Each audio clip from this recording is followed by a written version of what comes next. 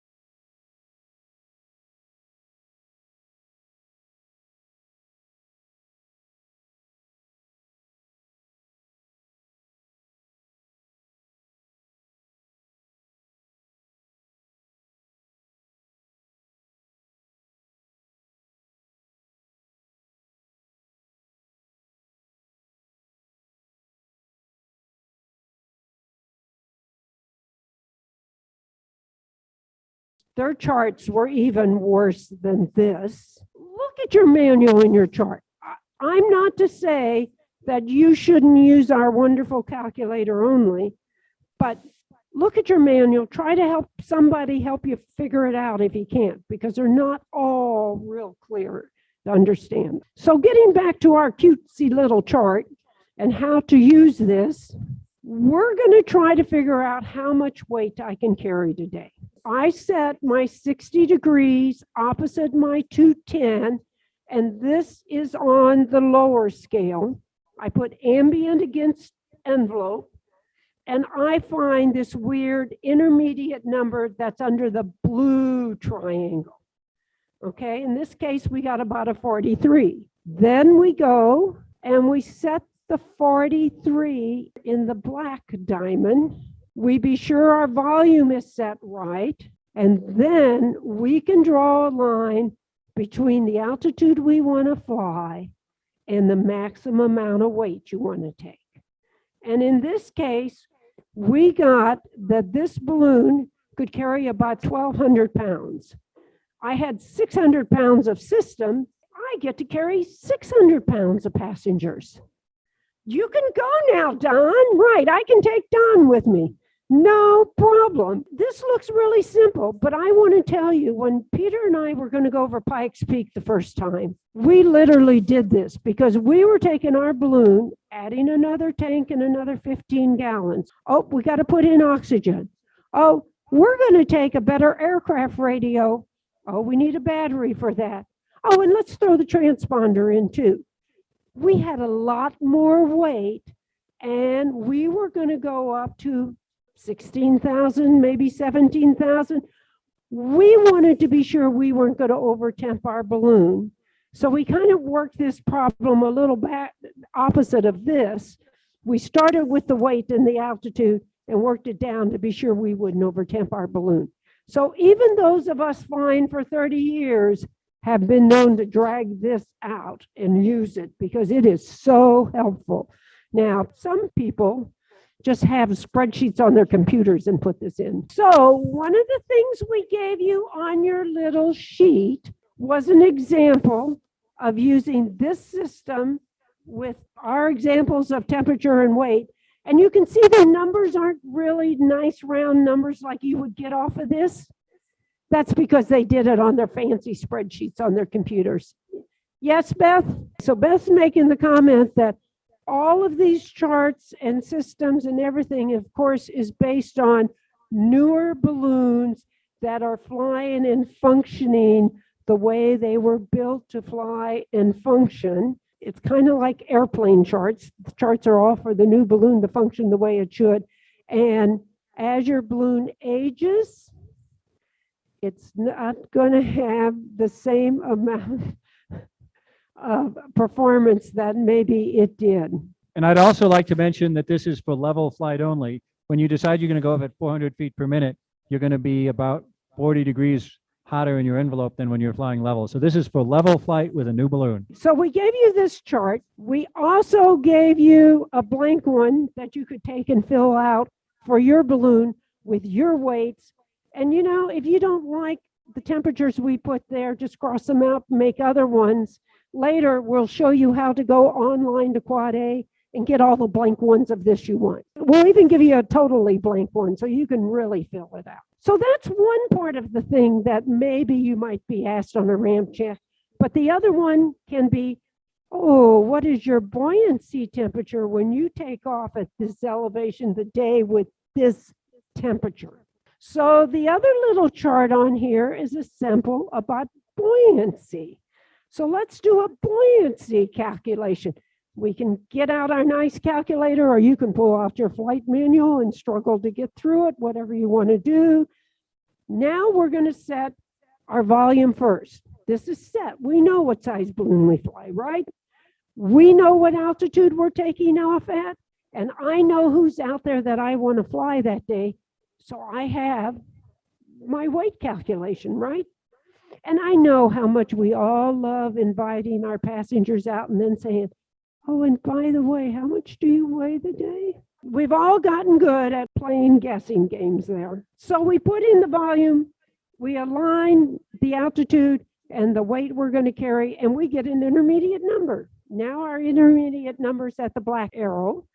We're going to take that and put it at the blue arrow, and then we're going to look at that bottom row, find the day it was 70, okay, and oh, look, I can expect a buoyancy temperature of about 213 degrees. So this means when I'm getting ready to take off and I'm just getting buoyant, I should be reading 213 on my envelope. It's not going to give you any room for what you might need to climb. It's not telling you what you're going to be at 6,000 feet. You know, how much is it going to take to climb? You know, what can you adjust on that? If I don't like that 13, and I personally wouldn't, I like 210 because I like to keep my balloons as long as I can since I can't afford new ones. I want to see what can I adjust. What can you adjust? Throw a passenger out, change your weight. You know, maybe this is the time you take that third tank out of that balloon you've been flying with and fly with too.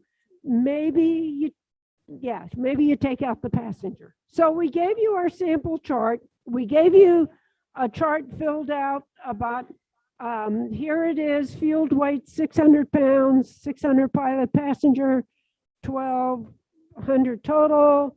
We figured our buoyancy temperature at 213. We figured out that the maximum envelope temperature of 220 is only going to let me go up to 6,000 feet. So we kind of figured some things out. And we gave you a blank. We gave you the sample so you can see kind of what to do. And we gave you a blank so you can make that. And since you got to make this every day, you can't carry this over because you're probably not flying the same person day after day.